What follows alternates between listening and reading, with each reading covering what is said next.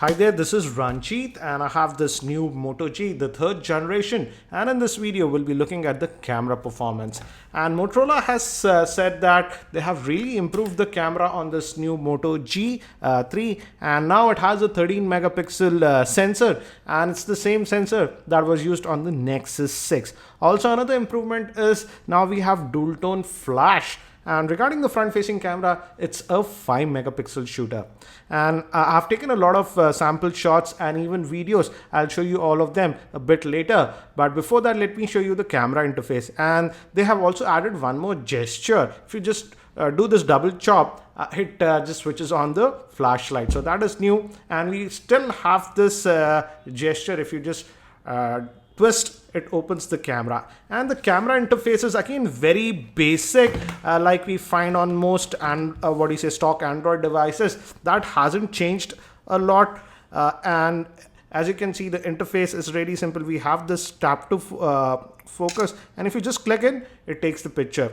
I have enabled this touch to control the focus and exposure. By default, it will be off, so if you just tap on anything, it will just take a picture like this.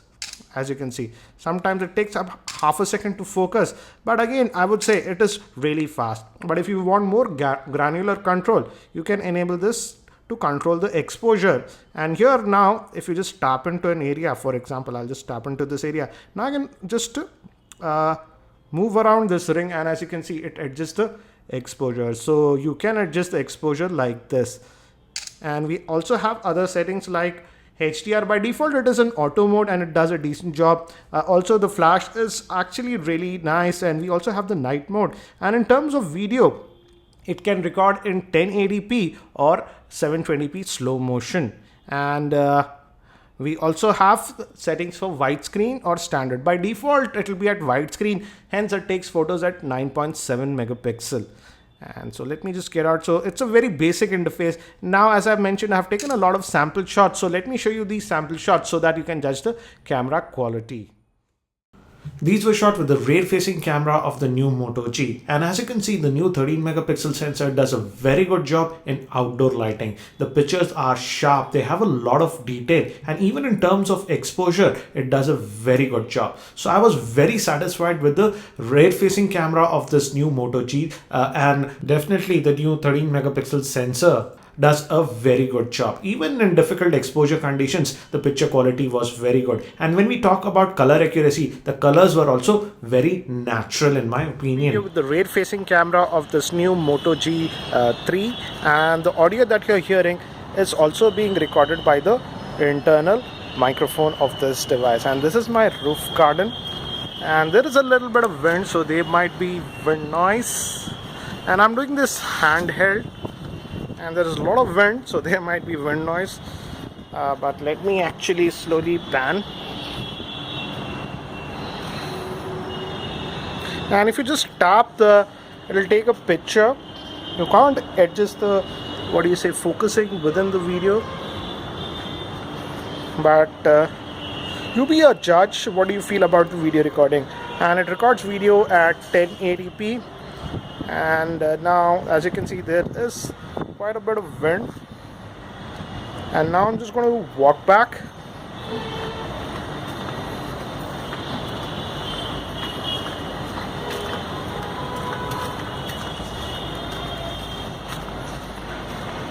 So this should give you an idea about the video recording with the new Moto G3 in outdoor conditions. Now, these pictures were shot in semi-indoor conditions, and here also I would say the new Moto G3 performed pretty well in my opinion. Yes, it is prone to a little bit of shakes because it does not have optical image stabilization, but you can certainly get some very good shots, as you can see from the samples, even in indoor and artificial lighting conditions. Next, we'll move to completely artificial light and see how it performs. These were shot in completely artificial lighting in my office, and here again I would say it performed pretty well.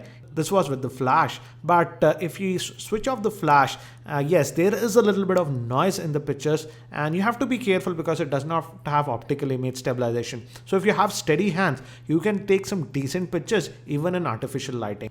You can also take some macro shots, but I would say the macro shots were not that sharp in my opinion. Now if we move to the front facing 5 megapixel camera, here again I would say in outdoor conditions the front facing camera performs very well, and even in difficult exposures it does manage to take good pictures, as you can see from the samples. But when we move to indoor lighting and in artificial lighting conditions, I do feel that the front facing camera is weak and pictures come out to be a little bit artificial and plasticky in nature. Recording this part of the footage with the front facing camera of this Moto G 3rd generation, and as you can see I'm in outdoor conditions. Even the audio is being recorded by the internal microphone. Let me actually move around to see how it handles abrupt exposure. As you can see, you have to be careful with the exposure, otherwise, yes, as you can see in this angle it was pretty good, but as you can see it's almost blacked out. So yes, with the front facing camera you have to angle to get a good decent exposure. Recording this part of the video with the front facing camera of the Moto G3, and this is in completely artificial lighting in my office. I have just one tube light switched on. Let's also switch on one more light.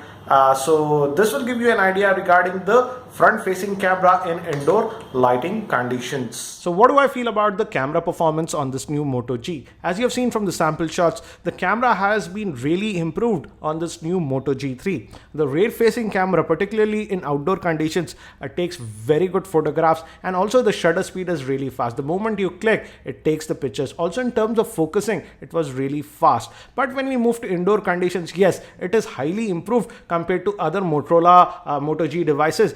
But again, in artificial lighting and low lighting conditions, I have noticed a little bit of noise, but still the camera performance was very good even in artificial lighting if we start comparing it with other earlier Moto G devices. So the rear facing camera is really good. Now if we move to the front facing camera, here I would say I had mixed results. I would say in outdoor conditions the camera performed very well, but when we move to indoor lighting and artificial lighting, the front facing camera was not that great. And in conditions where there was not a lot of light, I would say the pictures were a little bit plasticky to my liking. So and also in terms of video, in fact I would say the front facing camera had problems with exposure control, and particularly in indoor lighting there was a lot of noise in the picture in terms of video with the front facing camera. But when we move to the video with the rear facing camera, here also the 1080p video was very good, and in fact even in terms of audio, the audio quality was very good in the video. So overall I would say the camera is a huge improvement. But again, when we move to difficult lighting conditions, yes, there is a little bit noise in the pictures, but still overall I would say in terms of camera performance, this Moto G does perform very well. I'll also be posting the full in-depth review for this Moto G3 very soon, so stay tuned to my channel. Thanks for watching this video. This is Ranjit and I hope to see you in my next video.